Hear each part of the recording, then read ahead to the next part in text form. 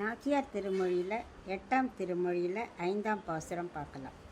வான் கொண்டு கிளந்தெழுந்த மாமுகில்காள் வேங்கடத்து தேன் கொண்ட மலர்சிதற திரண்டு ஏறி பொழிவீர்கள்.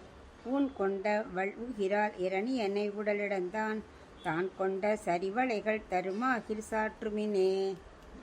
ஆண்டாள் மேகக்கூட்டங்களை பார்த்து சொல்கிறா, எப்படி வானம் முழுக்க நிறைந்து நன்ன ஓங்கி கிளர்ந்து எழுந்திருக்கேள்யா கருமுகில்கள், கருமையான முகில்களே, மேகக்கூட்டங்களே, நீங்கள் என்ன பண்ணணும்?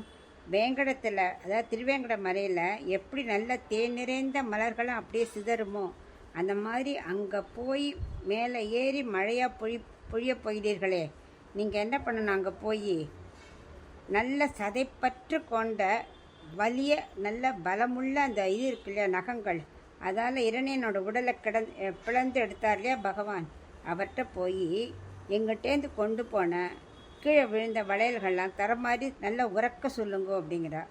அது என்ன, பகவானுக்கு எதுக்கு ஆண்டனோட வளையல்கள் அவர் எப்போ எடுத்துன்னு போனார் அப்படின்னா அது அப்படி அர்த்தம் இல்லை. பகவானை பார்க்காம இவ உடம்பு அப்படியே இழைச்சி வளையெல்லாம் கீழே விளையாடுதான்.